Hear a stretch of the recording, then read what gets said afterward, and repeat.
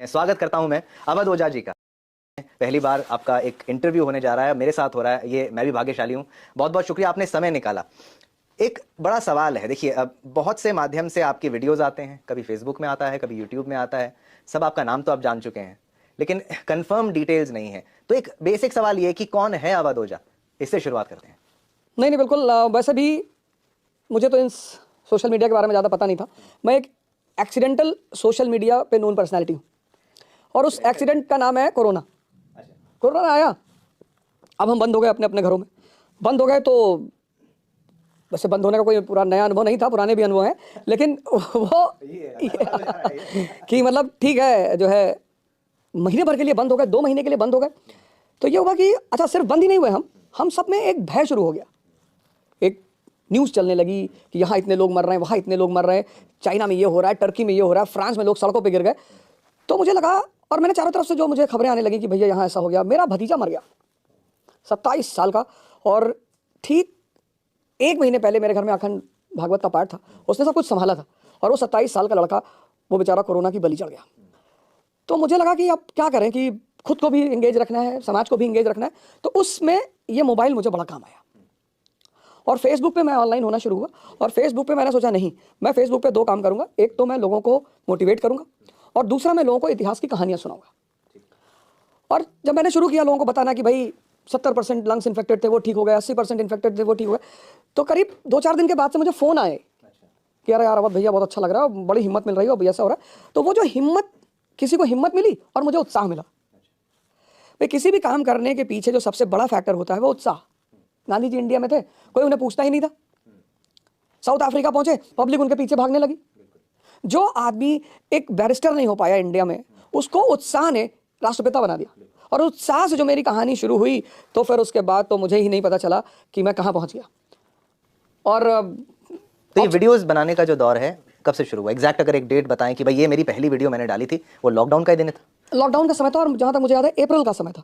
हमारे बड़े साले हैं अंकित मिश्रा जी, तो वो थोड़ा ये सब चीज़ों के बारे में जानते हैं। तो उन्होंने मुझसे कहा कि मेरे पास एक वो आईपैड था, तो उन्होंने कहा हम आईपैड पे आपकी वीडियो शूट किया करेंगे। तो वहाँ से ये कहानी शुरू हुई। और तो आपने उसमें पढ़ाया जैसे कि आप पढ़ाते हैं? बिल्कुल बिल्कुल, वो पढ़ाना शुरू किया। तो सिविल सर्विसेज की जब बात आती है तो आप एक टीचर बन गए, लेकिन आप बनना तो एक सिविल सर्वेंट चाहते थे। तो क्या वो कहानी रही कि आपने कितनी बार ट्राई किया और आप असफल हो गए?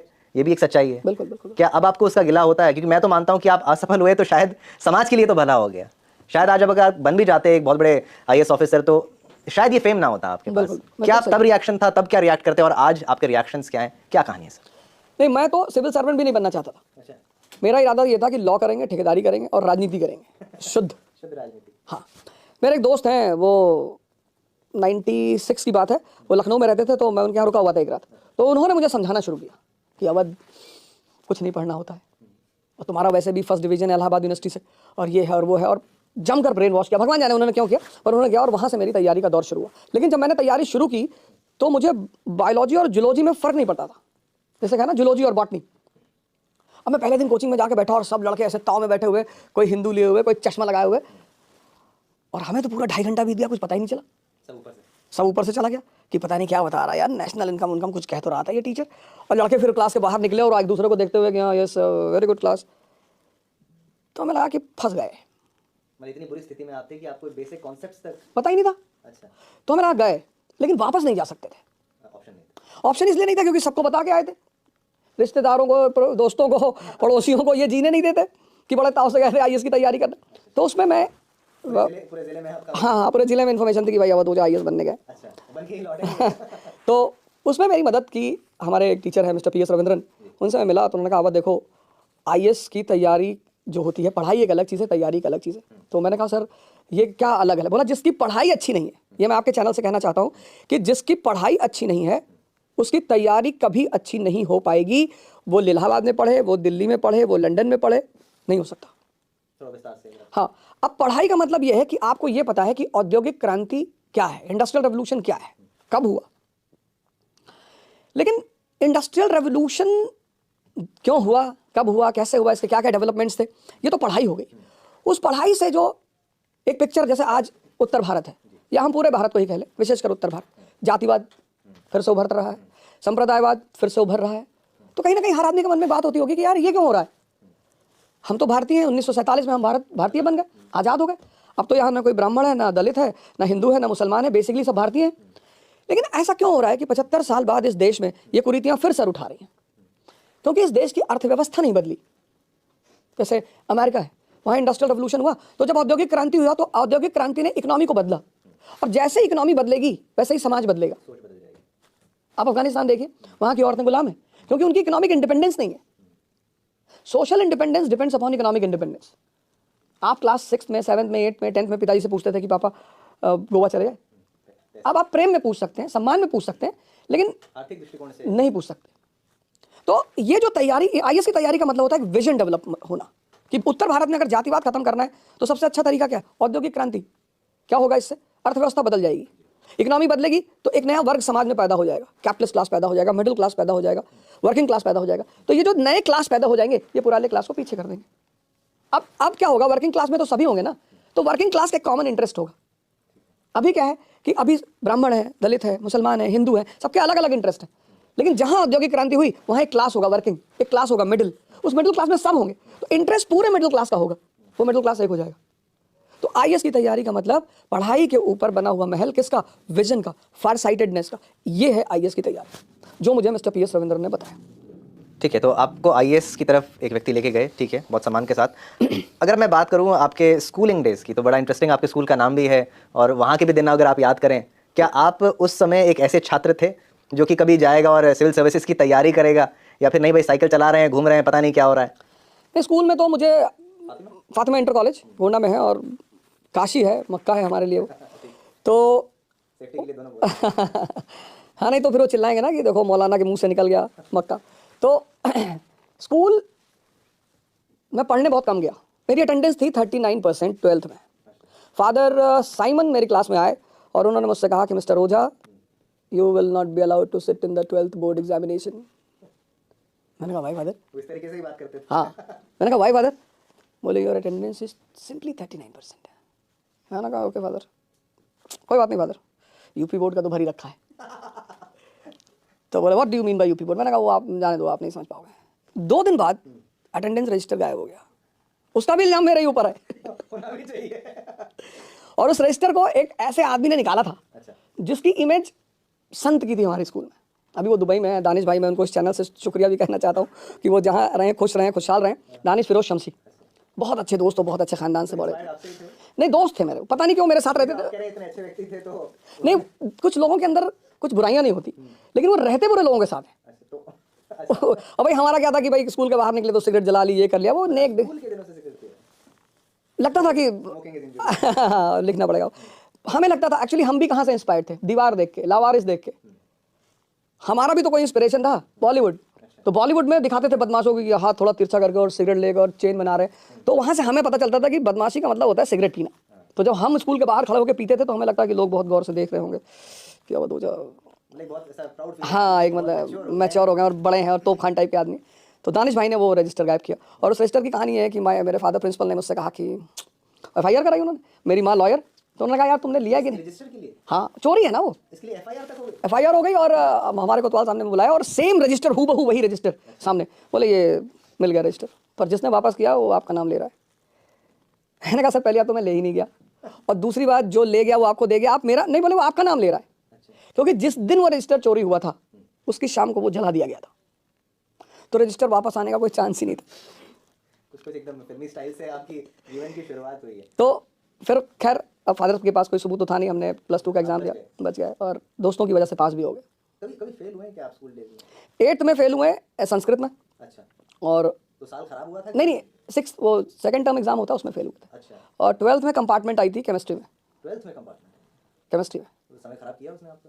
थोड़ा सा, 3 महीने बाद कंपार्टमेंट पूरा हुआ तो फिर 12th क्लियर हो गया। तो जो आपने विषय 12th में लिया साइंस, हाँ, अपनी पसंद से लिया कि माता पिता का आशीर्वाद था कि भाई? फिर माता जी का, माता जी से कहता था कि मैया मैं साइंस पढ़ने के लिए नहीं पैदा हुआ हूँ, मुझे ये इनर्शिया, मास, मोमेंटम, फोर्स, ये सब बहुत, हाँ, ये सब नहीं समझ में आते। बोलती थी अरे मेरा सपना है डॉक्टर तुम बनोगे। अब मैं कैसे डॉक्टर बन सकता हूँ? कितना पेशेंस का काम है डॉक्टर का, वो फोर्क पकड़ के स्किन उठाना। मेरा तो है कि डाल के खोलो पहले, देखो क्या है इसके अंदर। हर आदमी का नेचर ऑफ जॉब है, तो हम इतना थोड़ी देख सकते कि चाकू को भी ऐसे ही हाँ कि अरे भैया, हाँ वो थोड़ी करेंगे। लेकिन वो कहती थी नहीं, ये पेरेंट्स की, मतलब मैं इस प्लेटफॉर्म से ये भी है कि मैं पेरेंट्स से कहूँगा कि आप अपने बच्चों की भी भावनाओं को रिस्पेक्ट करें। सिर्फ ऐसा नहीं कि आप कुछ चाहते हैं, और आज के ज़माने में, हमारे समय में तो खैर स्कोप कम थे, लेकिन आज तो कितने सारे स्कोप हैं, अनलिमिटेड है। तो मुझे नहीं लगता कि माँ बाप को बच्चों को प्रेशराइज करना चाहिए, नहीं करना चाहिए। तो आपके तो पिताजी तो कभी प्रेशर नहीं करते थे, पिताजी का पहले तो नाम लेते हुए आदर के साथ और माताजी का बाद में, तो कहानी क्या है? मतलब एक अनोखी शख्सियत है वो, अनोखी शख्सियत, क्योंकि मेरे पिताजी, मुझे लगता है कि शायद भगवान, उनके नाम के साथ। हाँ, श्री माता प्रसाद ओझा जी, वो मुझे लगता है कि भगवान उनके रूप में आया मुझे, जिसको कहते हैं पालने के लिए, बड़ा करने के लिए, ट्रेन करने के लिए, क्योंकि मारा नहीं उन्होंने मुझे, अच्छा, कभी भी नहीं? कभी नहीं, किसी बात के लिए नहीं। और जहाँ से आप आते हैं वहाँ पिताजी ऐसे अक्सर होते नहीं। बिल्कुल नहीं। हमारे फ्रेंड्स के पिताजी उनसे बोलते थे कि अगर हमने तुझे अवध ओझा के साथ देखा अच्छा। तो हम तेरी टांग तोड़ डालेंगे। लेकिन आज भगवान का इतना आशीर्वाद है कि मेरे वही फ्रेंड्स अपने बच्चों को मेरे पास पढ़ने के लिए भेजते हैं। वही पेरेंट्स हैं। हाँ, कि नहीं अवध मेरे बच्चों को पढ़ा दो। तो मेरे पिताजी पहले याद तो मुझे कभी नहीं मारा उन्होंने, और पेशे से पोस्टमास्टर। पोस्ट ऑफिस में थे और पोस्ट मास्टर से रिटायर हुए। अच्छा। और वो एक छोटी सी घटना बताऊंगा, उनकी कोट करूंगा कि गोंडा से लखनऊ की एमएसटी बनती थी 500-550 रुपए की। तो उनका तरीका क्या था मुझसे बात करने का, मुझे समझाने का। तो एमएसटी बनती थी तो 550 में जनरल की एमएसटी, और 50 रुपये में शायद एससी की एमएसटी बनती थी। तो 50 या 100 ऐसे कुछ था, मुझे याद नहीं, एग्जैक्ट नहीं याद है। तो उन्होंने कहा मैंने बनवा लिया एससी का एमएसटी, बनवा लिया जुगाड़ उगाड़ लगा के। तो मैंने अपने पिताजी से कहा, मैंने कहा 50 रुपये में महीने भर लखनऊ जाएंगे। कहा अच्छा कैसे? तो मैंने कहा वो एससी का सर्टिफिकेट बनवा लिया था। तो बोले अच्छा वाह यार, तो 50 रुपये में पूरे महीने जाओगे? मैंने कहा जी पूरे महीने जाएंगे। क्या बहुत अच्छा, इसी को टैलेंट कहते हैं। और तुम यार 50 रुपये के लिए एससी हो गए, तो 50,000 रुपये में तो तुम दलाल हो जाओगे। और इतना कह के वो उठे और चले गए। और मैंने एमएसटी फाड़ी। फिर मैंने उनसे कहा कि कुछ समझाना हो तो, ये सब क्या करते हो? बोले यार तुम्हें समझ में नहीं आ रहा, वो सुविधा दी गई है किसी समुदाय विशेष को, वो गरीब हैं, वो मेन धारा में नहीं है, तो और तुम्हें जब बेईमानी ही करनी है तो कुछ ऐसा करो कि इतिहास में सिकंदर के बाद बेईमानों में तुम्हारा नाम रहे। जब महिला ही खा रहे हो तो गौरैया के क्यों खा रहे हो, हाथी का खाओ। मैंने कहा यार ये बात सही। तो ये शख्सियत है उनकी। और कभी नहीं मैंने कहा ये करना है, नेतागिरी करनी, हाँ करो, ठेकेदारी करनी करो, मतलब मैं जो कहता हूँ उनके लिए ब्रह्म वाक्य। कभी आपको रोका नहीं, टोका नहीं? कभी नहीं। हमसे वो सिगरेट वाला इंसिडेंट था कि जब वो मेरे लिए सिगरेट का डिब्बा लेकर आए और कहीं देख लिया उन्होंने, दुकान के पीछे खड़े होकर सिगरेट वो लेकर आए आपके लिए? हाँ, मैं दुकान के पीछे कहीं पी रहा था, सिगरेट देख लिया उन्होंने। अब वो देख लिया तो उन्होंने शाम को मुझसे पूछा कि सबसे अच्छी सिगरेट किस ब्रांड की? तो मुझे लगा पिताजी को क्या हो गया यार, सिगरेट पूछ रहे। तो उस जमाने में विल्स अच्छी मानी जाती थी, कैप्स्टन और ये सब होती। तो मैंने कहा विल्स अच्छी होती। तो वो हाँ, जूरियस टू हेल्थ। तो एक गत्ता पूरा और ग्रे कलर का एस्ट्रे लाइटर। और फिर उन्होंने मुझसे आके कहा कि देखो बेटा, दुकान के पीछे चोर लोग खड़े होकर पीते हैं, घर में बैठा करो शाही ढंग से। तो उन्होंने कहा तुम जो काम करते हो अगर उसमें गिल्ट पैदा हो रहा है, ये मैं सबसे कह रहा हूँ, आप जो काम करते हैं अगर उसमें गिल्ट पैदा हो रहा है तो मानी सी बात है कि आप गलत कर रहे हैं।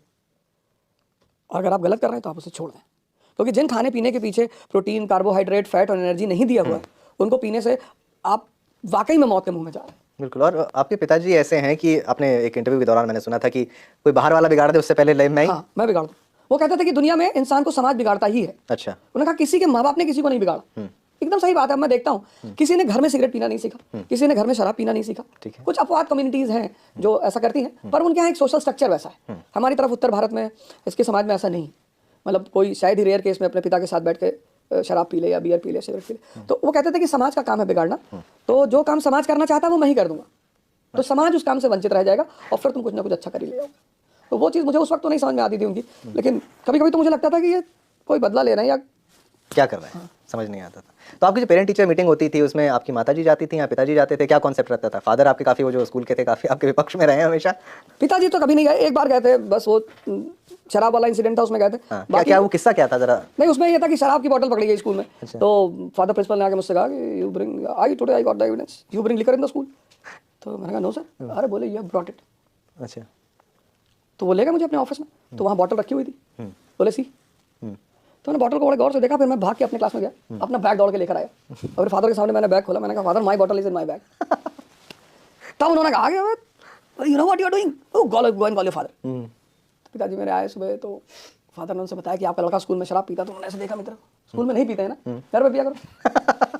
चलो समझा दिया, बोले अब नहीं पिएगा, मत पीना, समझा दिया। तो वो तो पहले बेचारे शॉक हो गए कि यार ये कैसा बाप है। उन्होंने इमेजिन किया था कि मारेगा ये, मारा नहीं उन्होंने। फिर जो है वहाँ एक मेरे सीनियर बैठे थे, उन्होंने फादर से कहा कि फादर आपने गलत आदमी को बुला लिया, इन्हीं की वजह से तो ये बर्बाद है, इसकी माँ को बुलाइए। अच्छा। तो दूसरे दिन माता जी आई, तो उन्होंने तो सुनते ही पीटना शुरू कर दिया। तो फादर को बड़ी खुशी हुई कि हाँ हाँ ये राइट पर्सन है, I call the right person. लेकिन मेरे माँ बाप एक अच्छा कॉम्बिनेशन है, एक घर में प्रेशर होना ही चाहिए। पहले मुझे लगता था मेरी दुश्मन है मेरी, लेकिन वो बहुत अच्छा काम किया उसने। तो आपके पिताजी को हैंडल कैसे किया आपकी माताजी ने, क्योंकि वो एक अलग पर्सनालिटी है। हैंडल क्या, मेरी वैसे झगड़ा होता रहता था, एक बार डाइवोर्स की नौबत आ गई, मेरी माँ ने कहा मैं रहूंगी नहीं भाई तुम्हारे उस साथ। दौर में डाइवोर्स बड़ी बात थी। हाँ बड़ी बात। हाँ, तो क्या किस तरह की डाइवोर्स होने की बात आ गई? मतलब दुनिया भर के उटपटांग काम करने, कहीं ताश की गड्डी पकड़ी जा रही, कहीं कुछ पकड़ा जा रहा है, कहीं शराब पकड़ी जा रही है, बीड़ी बंडल रखा हुआ है। तो अब माँ का तो दर्द जायज सा है ना कि बेटा, एक ही बेटा है, वो भी मिटता जा रहा है, और पिताजी कह रहे हैं कि नहीं बहुत सही जा रहा है। नशा 9 रत्नों में से एक है। बहुत वो बहुत कितना इंटरेस्टिंग। कितना कितना बर्दाश्त करेगा कोई आदमी। उन्होंने कहा मुझे रहना ही नहीं। खैर किसी तरह मुद्दा शांत हुआ, लेकिन वो अच्छा माताजी आपकी लॉयर? माताजी मेरी लॉयर हैं, गोंडा सिविल कोर्ट में। अच्छा 1980 से वो प्रैक्टिस कर रहे हैं। अच्छा, वो उस दौर में लॉयर बनी, ये भी एक अचीवमेंट रही होगी आपकी? बहुत बड़ी अचीवमेंट रही, क्योंकि जिस वक्त औरतों को बाहर निकलना ही मुश्किल माना जाता था, उस समय एक सामंतवादी समाज में सिर्फ पुरुषों के बीच जाकर वकालत जैसे व्यवसाय को करना, वो बहुत बड़ी अचीवमेंट थी। वो उनका एक, उनके अंदर एक है, योद्धा की प्रवृत्ति है, लड़ने की प्रवृत्ति है, वो शायद मुझे उनसे मिली है। और क्योंकि वो मेरा नेचर, उनका नेचर एकदम सेम है। मेरे फादर कहेंगे किसी बात पे कि जाने दो, वो कहेंगे नहीं नहीं नहीं नहीं, जाने क्यों दो, खत्म ही करो इसको यहाँ पे। तो वो उनसे आ गई कि ठीक है, नहीं नहीं एकदम सही कह रही। तो माता जी का एक है, बहुत बड़ी अचीवमेंट है। मैं तो मानता हूँ कि उस शहर में एक बहुत बड़ी अचीवमेंट है, जिसके पीछे कोई ना हो और वो एक समाज में जाके अपना एक मुकाम बनाए, तो वो बहुत बड़ी अचीवमेंट। आपकी एक वीडियो में मैंने देखा था कि किसी को माफ़ मत करना, मतलब माफ़ नहीं करना है, डोंट फॉरगिव, ये भगवान का काम है। ये मतलब आज माफ़ कर दो, कुछ साल बाद उसका हिसाब ऐसा करो कि ये किस मतलब किस परिप्रेक्ष्य में आपने? नहीं एक्चुअली मैं एक हिस्ट्री में कॉन्सेप्ट जब पढ़ाता हूँ कि there is nothing called faith in the game of ambition. महत्वाकांक्षा के खेल में फेथ जैसी कोई चीज़ नहीं होती। उसमें एग्जांपल मैं देता हूँ कि हमारे प्रधानमंत्री नेहरू जी थे, तो चाइना पे उन्होंने फेथ किया, हिंदी चीनी भाई भाई, हिंदी चीनी भाई भाई, आखिर चीन ने उनको धोखा दिया। तो जहाँ एम्बिशन का गेम है वहाँ फेथ नहीं होता। एक छोटा सा इंसिडेंट है, बर्लिन कांग्रेस, तो रूस और जर्मनी बहुत अच्छे दोस्त हैं, और जर्मनी और रूस और ब्रिटेन के बीच में झगड़ा होता है, और बिस्मार्क मध्यस्थता करता है, मिडिलमैन बनता है। तो रूस को पता होता है कि बिस्मार्क मेरा दोस्त है, लेकिन बिस्मार्क रूस को धोखा देता है 1878। तो जब मैं उस कॉन्सेप्ट को पढ़ाता हूँ तो मैं बच्चों को बोलता हूँ कि there is nothing called faith in the game of ambition. और ऐसा होगा जीवन में कि कभी कभी आपको कोई डिसीव करेगा, बिट्रे करेगा, बिट्रायल करेगा, पर एरिस्टोक्रेसी उस वक्त मुस्कुराने को कहती है। सही काम, आदमी रोने लगता है कि आप, तुमने मुझे लूटा, बर्बाद किया। नहीं नहीं, आप मुस्कुराइए, हाथ मिलाइए, आप अगले आदमी से कहिए कि अच्छा खेलते हो। तो आप कुछ नेता वाले आपके गुण मुझे नजर तो आ रहे हैं, कोई इंटरेस्ट है आपका इसमें? इंटरेस्ट है, पर मैं चुनाव नहीं लड़ूंगा। चुनाव नहीं लड़ेंगे तो क्या सीधा राष्ट्रपति? नहीं, मेरा एक मुकाम है कि मुझे स्कूल खोलना है। अच्छा, मैं वो बार-बार कह चुका हूँ अच्छा। कि एजुकेशन सेक्टर में ही मुझे काम करना है। 2023 में आपने एक हाँ, कुछ 2023 स्कूल, दिसंबर। कहाँ खुलेगा ये स्कूल और कितना बड़ा होगा, क्या होगा? ये स्कूल इलाहाबाद से और चाक घाट के बीच में एक जगह है, वहाँ पे खुलेगा। जमीन हो गई फाइनल। अच्छा। और हमारे कई सारे दोस्त हैं इन्वेस्टर्स। हाँ, इन्वेस्टर्स जिन्होंने उसमें इन्वेस्ट किया। और मेरा पूरा गोल है कि मैं चाहता हूँ कि जैसे हमारे देश का बच्चा मॉल जाने पर खुश हो जाता है, माँ बाप ने कहा मॉल चलना है, बच्चे तैयार, ठीक है, 2 बजे रात में आपने अपने बच्चे कान में कहा मॉल, खड़ा हो गया। और आपने 8 बजे सुबह अपने बच्चे कान में कहा स्कूल, वो कह रहा पापा यहाँ पे बहुत पेन हो रहा। मैं इस ट्रेंड को तोड़ना चाहता हूँ कि जब हम अपने बच्चों के कान में कहें स्कूल तो खड़े हो जाए कि हमें जाना है। ऐसी एक ट्रेंड शुरू करना चाहता हूँ उस कंट्री में। तो क्लास 12 तक ही, क्लास 12 तक, स्कूलिंग तक, उससे ठीक है। हाँ, स्कूलिंग। और वो 2023 में पूरा बन के तैयार हो जाएगा, भगवान का एफिलिएशन वगैरह सब कुछ का उसका? नहीं, अभी ऐसा कुछ नहीं हुआ है, अभी तो बस शुरुआत करनी है। तो मेरे ख्याल से 10 फरवरी के बाद से उसका कंस्ट्रक्शन का काम शुरू हो जाएगा, और 2023 के अंत तक मैं कहूँ शुरुआत हो जाए तो वो बन जाएगा। और जैसे कि 2024 की बात है, राम मंदिर भी बन रहा है, तो एक आपका शिक्षा का मंदिर भी बन जाएगा। बिल्कुल। भगवान ने चाहा तो शिक्षा का मंदिर भी बन जाएगा। शिक्षा का मंदिर बन जाएगा, ठीक है। आपकी माताजी की बात यहाँ जब भी आती है, क्योंकि वो एक लॉयर हैं, एक किस्सा आपका याद आता है, बॉलीवुड की भी आपने बात कही थी, कुछ गोली वोली चला दी थी आपने, क्या किस्सा था? देखिए ये ऑन कैमरा बोलने वाले हैं बहुत कुछ, ये शिक्षक हैं लेकिन गोली चला चुके हैं। नहीं, किस्सा ये था कि मैं एक मूवी देखने गया था, चरस, धर्मेंद्र जी की मूवी है। अच्छा। तो उसमें एक साहब, अब शहर में क्लास 11th के बाद से मेरी एक अलग इमेज बन गई थी कि भैया ये लड़का बदमाशी करता है। और उसके मैं जानता हूँ कि हिंदुस्तान के समाज में कोई बदमाश बनता नहीं है, समाज उसको बदमाश बनाता है। जैसे फॉर एग्जांपल मेरे माता पिता हैं, उनको लोगों ने इतना परेशान किया, इतना, मतलब मेरे पिता को तो मुझे लगता है कि शायद वो 10-15 साल तो गाँव ही नहीं गए। ऐसा क्या कर दिया? खेत जमीन, अच्छा। तो आप गाँव नहीं जाएंगे तो आपकी जमीन आपके रिश्तेदार पटीदार हड़प लेंगे। इतना अगर आप कमजोर है इस देश में तो आप लोग इतना अब मुझे लगता है कि इस देश में भगवान हथियार लेके क्यों चलता है? और जिस भगवान के हाथ में नहीं है उसकी इस देश में पूजा भी नहीं होती। ब्रह्मा जी की, ठीक है, एक मंदिर है पुष्कर में, वहां भी बहुत कम लोग जाते हैं। तो जिस देश में भगवान को विवश होकर अस्त्र लेके चलना पड़ता है तो उसका समाज कहीं ना कहीं कुछ ना कुछ तो दिक्कतें खड़ी करता होगा। उसी से इंस्पायर्ड होकर आपने? नहीं, तो फिर एक घटनाएं घटती रही, घर पर, गाँव में, बाहर, सब तरफ घटनाएं घटती रही। उसी बीच दरमियान क्या हुआ कि मैं मूवी देखने गया और वहाँ पे एक साहब राइवल गैंग के थे और उनसे मुलाकात हुई। तो उन्होंने बिना मतलब, कोई मतलब नहीं था, मैंने उसको ऑन कैमरा तब भी कहा कि बुलाया और बुला कर उन्होंने एक रसीद कर दिया, एक चाटा मारा। क्या परिचय था उनका, क्या थे वो मतलब? है एक लोकल ठेकेदार ही हैं। अच्छा, उनका मॉल तो नहीं था वो? नहीं नहीं नहीं, अच्छा, अच्छा। सिनेमा हॉल हमारे एक सांसद हुआ करते थे बीजेपी के, सत्यदेव सिंह, अच्छा, ठीक। उनके कोई रिलेटिव है उनका था। उस वक्त वो सांसद थे भी, सत्यदेव सिंह जी सांसद थे, अब तो रहे नहीं। तो मतलब उस घटना ने मेरे अंदर एक अलग सी आग पैदा कर दी कि आज अब इनका रहने का कोई मतलब नहीं है, अब ये नहीं रहेंगे। तो फिर मैं घर गया और मेरे दोस्तों ने बड़ा सहयोग किया, वो निकल गया कि चलो ठीक है अगर तुम्हारी यही मर्जी। तो आधे घंटे गोली चली थी वहाँ पे कुंवर पिक्चर पैलेस पे, आधे घंटे तक? हाफ एन आवर चलती ही रही। और इतने प्रख्यात आदमी का सिनेमा हॉल नहीं, तो होने, आपको हथियार मिला कैसे? मतलब ये सवाल अगर इग्नोर करना चाहें तो कर सकते हैं। नहीं नहीं, हथियार मिलने की बात नहीं थी। आज भी मिर्जापुर देखने के बाद शायद ये सवाल कोई नहीं करे, क्योंकि यूपी अब तो, तब तो खैर बहुत सीमित संसाधन थे, अब तो यह है कि हर गली कूचे में हर चीज़ अवेलेबल है। तो हमारे यहाँ तो इंजीनियर्स बैठे हुए हैं, वो तो जीप की स्टीयरिंग से उसका 12 बोर का कट्टा बना देते हैं। अच्छा। इलाहाबाद में तो 64 की तंबाकू की डिब्बी है, अच्छा। उससे बम बना के वो ट्रायल होता है वहाँ, वो रैगिंग यहीं से शुरू होती है। तो मिर्जापुर से, मिर्जापुर तो बहुत बाद में आई, लेकिन वो तब तक शायद मिर्जापुर की चित्रण उसी सब चीजों का ही तो है उसमें कि हाँ हाँ हाँ, बिल्कुल बिल्कुल। Mirzapur is basically the right presentation of the society of UP and Bihar, ठीक, कि ऐसा ही होता है। इसलिए आप देखो, जब कोई चीज़ तत्कालिक समय से मेल खा जाती तो वो हिट बहुत करती है। सबने लाइक किया उसको, क्योंकि हर आदमी को लगा कि यार कहीं ना कहीं हमारे इलाके की, कुछ लोगों को तो ये लगा कि मेरी कहानी चल रही, मैं ही हूँ अखंडानंद। और इतनी ब्लैक स्कॉर्पियो बिकी उसके बाद। हाँ, तो एरिया ही है थोड़ा, दरअसल लैंडेड एरिया है ना, तो वायलेंस तो होगा ही। जमीन कब्जा करने के लिए और संसाधनों पर अपनी नजर रखने के लिए, इंडस्ट्री है नहीं तो ठेकेदारी ही सोर्स ऑफ इनकम है, तो वायलेंस का तो कोई रोक ही नहीं सकता वहाँ। चलिए, अगर मान लीजिए आप एक एक्टर होते, कलाकार होते, आपको बोलता मैं एक आप किरदार चुन लीजिए मिर्जापुर में, आप कौन सा किरदार, आप दिल से बताइए, मैं फिट बैठता हूँ इस किरदार के लिए, बोल दीजिए कोई ऐसा। तो अखंडानंद का, अरे वाह, आइडियल आदमी है वो, मतलब जो उसकी परफेक्शन है वो एक। और पंकज जी ने बहुत अच्छी अदाकारी दी स्क्रिप्ट के हिसाब से, मतलब मुझे लगता है उस अदाकारी को उनसे अच्छा कोई चिल्लम चिल्ली नहीं, कोई नाटक नहीं, बड़े प्यार से सलीके से डायलॉग। मतलब जब वो सीएम के साथ बैठते हैं और कहते हैं कि मेरे बेटे की बलि मांग रहे थे, अपने बेटे की बलि कोई देता है? तो सीएम साहब कहते हैं हमारे पार्टी की छवि वो भी सुधर जाएगी। पीछे एक खरगोश बैठे हुए हैं, गोरखपुर गोली कांड में ये भी थे। अच्छा, ललित बहुत बहुत बहुत शांति से और बहुत तरीके से उनके डायलॉग डिलीवरी, ठीक है। एक अच्छी बात है, आप बार बार इंस्पायर्ड होते हैं। काका का तो नहीं सुनाना पड़ेगा यहाँ पर। कितना बढ़िया कमेंट है वो। हाँ, कितना बढ़िया कमेंट, इतना वो कमेंट है। आप उस सीन को देखिए। वो रतिशंकर जी जब कहते हैं कि चलो काका काका सुनाओ, तो वो कहता है ABCD, बोले प्रिंस चार्ल्स। ये जो आज उत्तर भारत का समाज नौकरी मांग रहा है, इसको काका गागा नहीं आता कि उसको बोलकर ये अपनी जिंदगी बचा ले। तो वही गुड्डू भैया जब रतिशंकर को मारते हैं तो पूरी काका गागा सुनाते हैं और ये साबित करते हैं कि मैं योग्य था तुझे मारने के लिए। काल पकड़ते नहीं, काका गागा। मुझे लगता है उसके बाद लोगों ने काका गागा पढ़ना शुरू कर दिया होगा। बिल्कुल। तो मूवीज, सीरियल्स, ये सब मैसेजेस होते हैं सोसाइटी में। ठीक है, आप बार बार, मैं इसलिए पूछूंगा, मिर्जापुर हो तो गैंग्स ऑफ वासेपुर भी अगर हो, लेकिन ये सब इसमें चित्रण बहुत कुछ ऐसा किया, वायलेंस बहुत ज्यादा हो गई।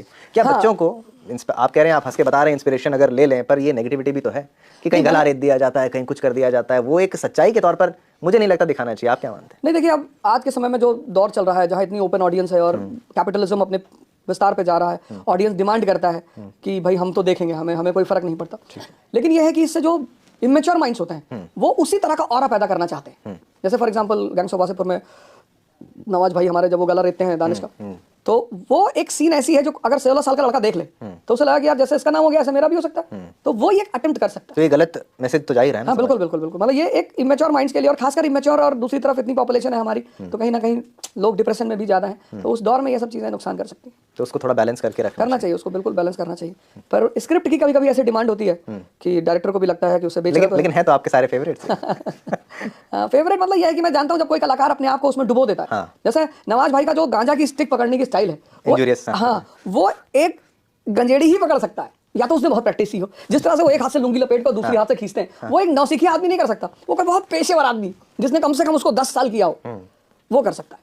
तो वो एक्टिंग को रियल प्रेस कर देना, निटिग्रिटीज, बारीकियां, वो जिस तरीके से वो निभाई गई। बिल्कुल बिल्कुल। ठीक है, अब गैंग्स ऑफ वासेपुर की बात हो गई, मिर्जापुर की बात हो गई, आपका भी एक किस्सा है कोई बल्ले का? बल्ले का यही था कि हमारे गुरुजी थे, तो उनको भाई जिनके माँ बाप अच्छे पदों पे थे उनसे बड़ा लगाव था। अच्छा। मैं तो ये हमारे देश के सम्मानीय टीचरों से मैं निवेदन करूंगा कि कभी किसी भी विद्यार्थी के माँ बाप के बारे में ना पूछें। और हर विद्यार्थी जब भी किसी शिक्षक के पास जाता है तो वो उसको अपना माँ बाप समझ कर ही जाता है। ठीक। विद्यार्थी और डॉक्टर, शिक्षक और डॉक्टर, दो लोगों के पास जब भी लोग आते हैं तो सब कुछ मान कर ही आते हैं, माई बाप है। तो ऐसे में अगर शिक्षक बायस्ड होता है तो उससे लोग, बच्चा आहत बहुत होता है। तो हमारे टीचर थे, तो उनकी आदत थी कि जो बड़े घरों के लड़के हैं उनको टीम में रखना है, उनको ज़्यादा प्रोत्साहित करना है, मोटिवेट करना है। तो एक मैच में मैंने अपने एक टीचर से कहा, मैंने कहा साहब हमको भी खिला लीजिए। तो बोले तुम्हारे बाप कभी बैट बॉल पकड़े? अब आप बताइए कि किसी शिक्षक को इस तरह की बातें शोभा देती? बिल्कुल नहीं। मैंने कहा ठीक है सर, मेरे बाप तो बैट बॉल नहीं पकड़े, लेकिन मैं पकड़ा हूँ और मैं आपको बताऊँगा कैसे बल्ला चलाया जाता है। तो बेचारे उसके बाद किसी ने उनको बोरा डाल के मारा, और अभी बड़ा इल्जाम लगाते रहे कि सब अवध ओझा का काम है। ये किसका काम था? नहीं, किसी का भी रहा हो, क्योंकि सताया तो उन्होंने बहुत लोगों का था, लेकिन वो बेचारे बड़े दुखी हुए इस बात को लेकर। इसमें आपका हाथ? नहीं नहीं, मैं मेरा अच्छा, आपकी माता जी ने आपको कितनी बार वाकई बताई, बचाया कितनी बार? क्योंकि वकील थी। बहुत बार बचाया, मतलब उन्होंने तो मुझे कई बार बचाया, और उनकी वजह से ही मैं ज़्यादातर बचता रहा। आप जेल गए? नहीं, मैं जेल नहीं गया हूँ। नहीं बताइए। ना, मैं कह रहा हूँ नहीं। इतना सोचना तो नहीं पड़ता। नहीं। क्या कभी ऐसे ही कि ले गए कि थोड़ा बच घुमा के छोड़ दिया? नहीं, छोड़ा नहीं। इज्जत हो गई समाज में? एक मतलब जो 307 के केस थे उसमें 307 का क्यों, किस तरीके से लगा? वो वही शूट आउट वाला था, अच्छा, उसका केस था। तो उसमें एक ही दिन में जमानत हुई थी, पहली बार ऐसा हुआ था, क्योंकि 307 भी नॉन बेलेबल वारंट होता है। तो उसमें पहले ही दिन, एक ही दिन में लोअर कोर्ट और सीजीएम के कोर्ट में एक ही दिन में जमानत हुई थी। वो एक रेयर इवेंट था, और वो भी जमानत, चूंकि जो वकील समुदाय थे वो सब एक साथ हो गए थे कि नहीं भाई, हम स्टाफ का लड़का है और ऐसा है वैसा। अच्छा। तो वो एक दिन में जमानत। तो आपको पूरे स्टाफ ने मिलकर एक तरीके से? सबने वो पूरी वकील समुदाय ने, गोंडा का जो पूरा वकील समुदाय था, वो आपके साथ? वो साथ था, मतलब हमारे परिवार के साथ। आगे बढ़ो। हम तुम्हारे साथ। पिताजी को लोग हमारे बहुत मानते हैं। अच्छा। आज भी मेरे शहर में लोग मेरे पिताजी को बहुत मानते इंटरेस्टिंग है। हैं। तो चूंकि वो सबका ध्यान रखते हैं, ख्याल रखते हैं, तो शायद उन्हीं के सम्मान में, उन्हीं के इज्जत में। तो एक आइडियल डैड कैसा होना चाहिए? आपके पिताजी जैसा? हाँ बिल्कुल, मेरा आइडियल डैड पिताजी जैसा होना चाहिए, लेकिन फिर बेटा भी वैसा हो जो अपने पिता की बातों को समझे। जैसे मान लिया आपने अपने बेटे को कहा कि भाई ठीक है, तुझे सिगरेट पीना हो तो पी ले, पता लगा वो पीने ही लगा, तो दोनों को होना चाहिए आइडियल। मतलब आइडियल फादर भी होना चाहिए, और फिर आइडियल लड़का भी होना चाहिए जो अपने पिता को समझे कि यार ये ऐसा क्यों कह रहे हैं। तो जब भी मेरे फादर मुझसे कोई बात कहते थे तो मैं उस पर विचार जरूर करता था, क्योंकि और माता जी कहें तो नहीं? माता जी तो मारती थी, वो कहती कहाँ थी, उनका तो एक ही हिसाब किताब था कि अकेले मिल जाए तो मारो इसको। तो कितना पिटे हैं आप? अरे बहुत बार पिटे हैं, कई बार बंद करके मारा है, बंद करके ताले में चली आती थी कचहरी। मैं दिन भर बंद रहता था, खिड़की पे खड़े होकर लड़कों से कहता था भैया ताला तोड़ दे यार। तो एक बार एक भाई साहब है हमारे सोसाइटी में थे, उन्होंने ताला तोड़ दिया था, वो भी बहुत मार खाए थे, चोरी वोरी का रिपोर्ट लिखा गया था उनके ऊपर। अच्छा। तो उसके बाद फिर किसी की हिम्मत भी नहीं पड़ी मुझे खोलने की। तो माता जी तो बहुत आतंक मचाती थी वो तो।